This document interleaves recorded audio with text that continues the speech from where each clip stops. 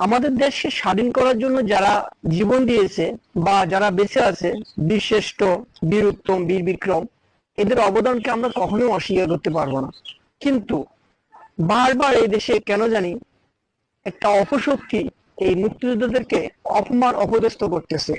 আর অপমান এই অপদস্থ কোথা থেকে শুরু হয়েছে জানেন? এটা শুরু হয়েছে পবিত্র সংসদ থেকে।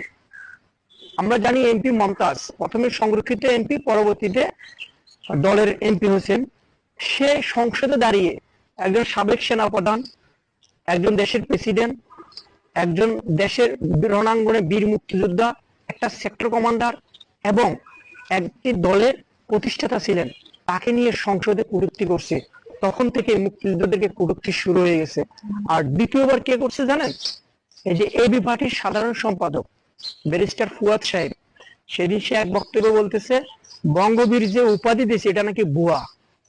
আমি বাংলাদেশে এই রাষ্ট্রে যারা আছেন, আমি রিকোয়েস্ট করব প্লিজ এই সমস্ত লোকদের বক্তব্যের লাগাম টেনে ধরুন, এদেরকে বিচারের আওতায় নিয়ে আসুন। আমরা কখনোই মুক্তিযোদ্ধাদের অবদান অস্বীকার করতে পারবো না, কিন্তু কেউ যদি মুক্তিযোদ্ধাদেরকে নিয়ে কটূক্তি করে তাহলে তো